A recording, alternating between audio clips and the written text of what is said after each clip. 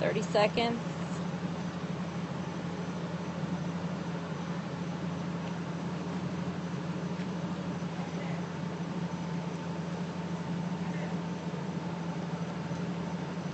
All right, Chief, go ahead. Good evening, Chief Chris Butler, Jacksonville Sheriff's Office. This afternoon at 5:48 p.m., police officers spotted a red Chevrolet Camaro. That vehicle had been used in a previous shooting last month, and throughout the course of the week, that red Chevrolet Camaro had been spotted numerous times by police officers that work in this area. In those previous encounters, the police officers attempted to catch the vehicle and to stop it. That vehicle eluded them. Bringing it back to this evening, when a police officer was traveling northbound on MLK Parkway, that police officer saw the red Chevrolet Camaro traveling northbound. That officer went ahead and called for assistance of other police officers in the area so that they could conduct a felony traffic stop on that vehicle. When the police officers were in position, they attempted to stop that vehicle by activating their emergency equipment, which is their lights and sirens, and they're all driving marked patrol cars.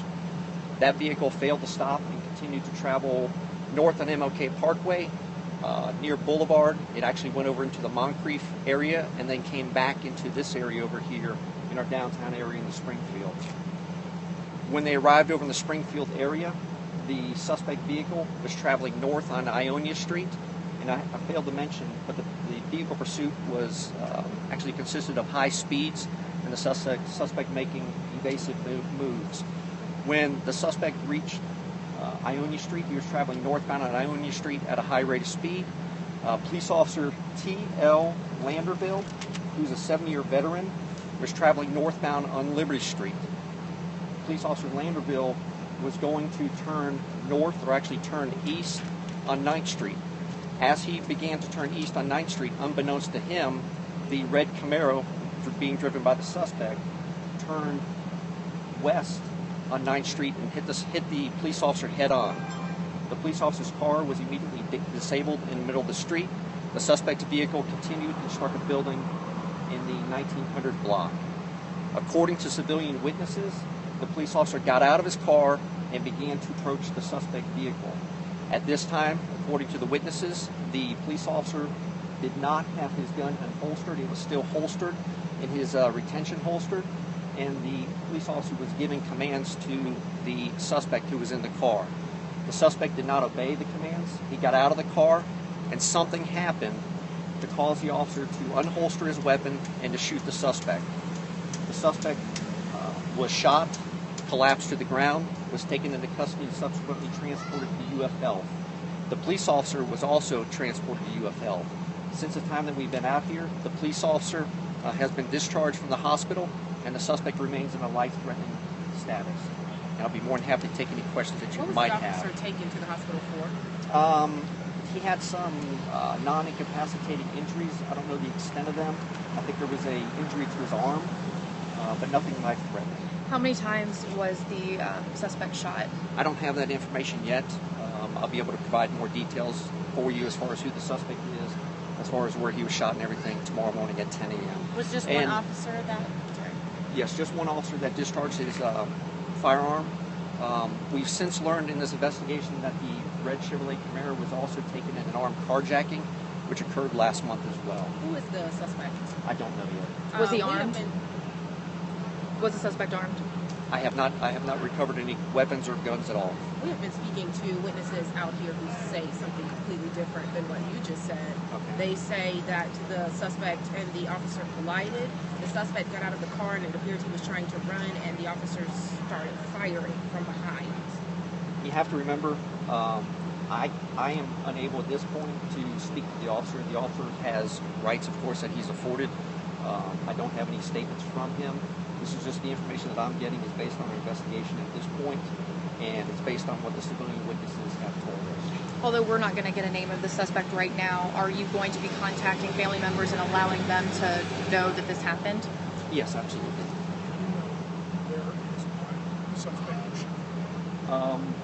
I do, but I'm not certain as far as, in other words, I haven't verified that yet. I'll be able to verify that tomorrow when I speak to everybody. So this followed a police pursuit of this vehicle that went through one area. You said earlier, so did that? No, By downtown, I guess I mean the Springfield area around here.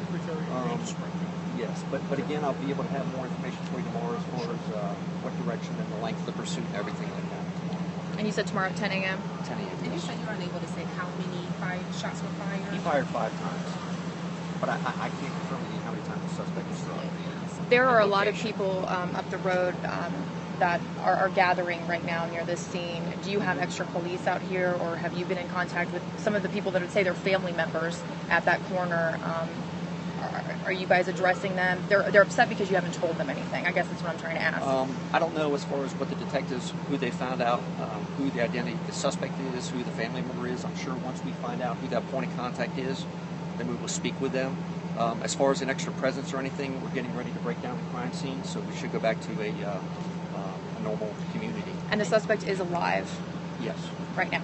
Yes. You guys are sure that's the car that was involved in the prior shooting, or were you believing it was the car? That's what the officers that were involved in the pursuit, the reason why they were pursuing them is based on that shooting that we had that occurred They last believed month. it was the car Yes. that was involved. That's You correct. said the car was previously seen this week.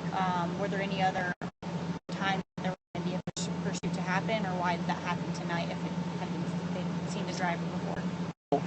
As far as how many times, it was explained times that the vehicle had eluded them. As far as pursuit, I don't know that. For high-speed changes, is there some sort of protocol that they go by when an officer collides with another officer? What's the protocol with something like that? As does far as happen? with Like with them hitting each other in this neighborhood, do they usually follow into residential neighborhoods? You said it was like at high speed.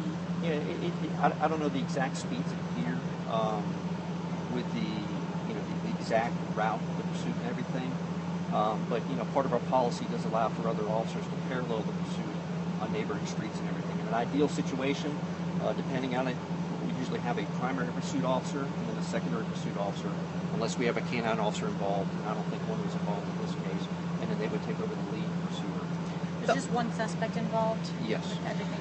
The officer that fired his weapon, has he been involved in police shooting before? No, this is his first police shooting. Any other questions? I may have misheard something. So the